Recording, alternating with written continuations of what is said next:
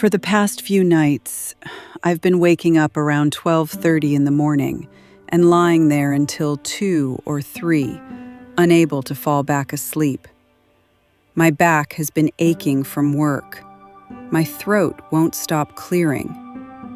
Emotion sits close to the surface. I'm tired in a way that sleep doesn't immediately fix. Nothing feels wrong, and yet everything feels different. For a long time, my way of moving through life has been simple. Carry what needs to be carried. Show up. Endure. Adjust. Keep going. Like many women of my generation, I learned early how to be strong, how to hold responsibility, how to keep functioning through grief, through uncertainty, through seasons where there was no room to fall apart. You do what needs to be done. You don't make it about you. You keep your spine straight and your heart quiet enough to survive.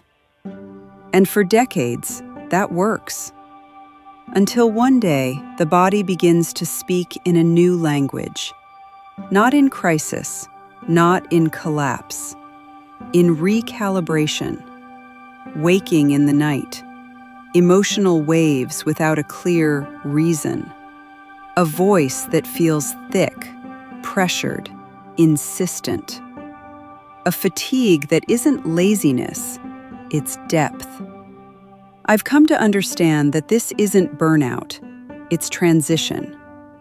There comes a point in life when the work is no longer about building, proving, or holding everything together. It becomes about distilling. What matters? What's true? What carries forward? The armor that once protected you becomes too heavy to keep wearing.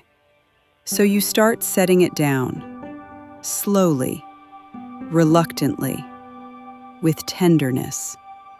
I used to think strength meant not needing much. Now I see that real strength is allowing space for rest, for honesty, for softness, for unedited truth, especially in the voice. For years, I learned how to modulate, how to soften edges, how to translate what I felt so others could receive it. That's a skill. But there is a season when translation gives way to transmission. You stop explaining yourself into smaller shapes. You speak from where you stand. This is what I think of now as the elder phase of creative and spiritual life. Not old, not diminished, not stepping back, but refined, clear, uncluttered. The phase where your presence carries more than your performance ever did. Where your voice doesn't try to convince, it simply arrives. Some people call this an upgrade. Some call it awakening. Some call it aging. I think it's something quieter and more honest. It's the body and soul agreeing that it's time to move differently. With less strain, with more integrity, with deeper permission to be exactly who you are.